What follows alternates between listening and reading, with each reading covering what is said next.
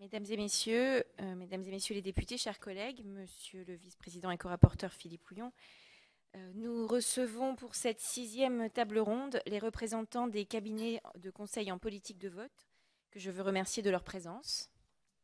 Et nous entendrons aujourd'hui pour le cabinet Proxinvest Pierre-Henri Leroy et Loïc Dessein, pour le cabinet Towers Watson Sylvain Perrier, pour le cabinet ISS Catherine Salmon et Jean-Nicolas Capras.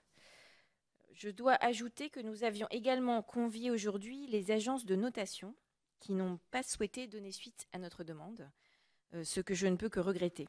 À l'heure où nous travaillons ensemble pour une plus grande transparence dans les entreprises, pour ce qui concerne notre mission, comme d'ailleurs dans nos institutions publiques par ailleurs, il est dommage que tout le monde ne joue pas le jeu. Pourtant, avec la désintermédiation des marchés financiers, les agences de notation ont acquis dans les 10 dernières années un rôle considérable dans la décision d'allocation des investissements par les agents privés. Elles font partie de ceux qui ont exigé plus de transparence de la part des emprunteurs et notamment des grandes entreprises et qui ont mis cette transparence au nombre de leurs critères pour juger de la fiabilité d'une entreprise. Je me permets d'en parler car si agences en conseil de vote et agences de notation ont des missions absolument distinctes, elles ont toutes deux un rôle d'analyse extérieure des entreprises. Nos intervenants ont donc peut-être également des remarques à faire sur les conditions d'exercice des agences de notation et si c'est le cas, nous les entendrons avec intérêt. Je ne sous-estime pas l'impact que les agences d'analyse, de gouvernance et de conseil de vote ont eu dans la décision de certaines entreprises d'améliorer leur processus de gouvernance.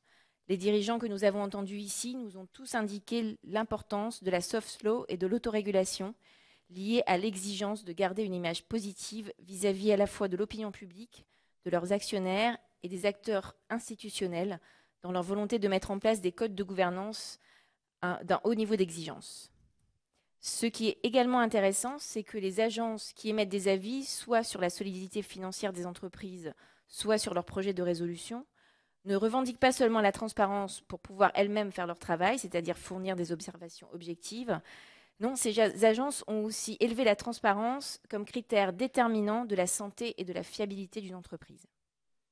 Le lien entre transparence et solvabilité des émetteurs me paraît tout à fait fondamental si l'on admet que la transparence n'est pas qu'une question de principe, même si elle l'est aussi, mais qu'elle est avant tout une condition de la viabilité et de l'efficacité d'une entreprise à long terme. Cette dimension économique, nous avons voulu l'intégrer pleinement aux travaux de notre mission. Là où les agences de notation et les agences en conseil de vote sont parfois dans une situation paradoxale, et je crois qu'il est aussi nécessaire d'en parler ici, c'est qu'elles font elles-mêmes l'objet du reproche d'avoir un fonctionnement trop opaque, notamment dans la fixation des critères qui doivent servir de base à la notation ou aux recommandations de vote. Il ne s'agit pas du tout ici d'axer notre audition sur cette question, mais je proposerai pour ma part de l'inclure dans les interrogations que nous allons poser à nos invités.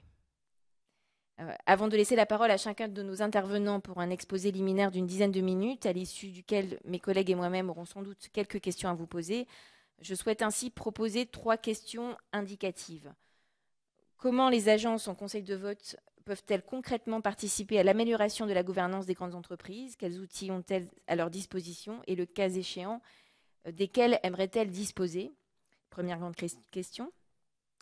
Quelles sont les zones d'ombre dans la gouvernance actuelle des entreprises françaises? Deuxième question. Et troisième et dernière question, l'activité des agences en conseil de vote et ou des agences de notation justifie-t-elle qu'elles aient un fonctionnement différent du reste des entreprises?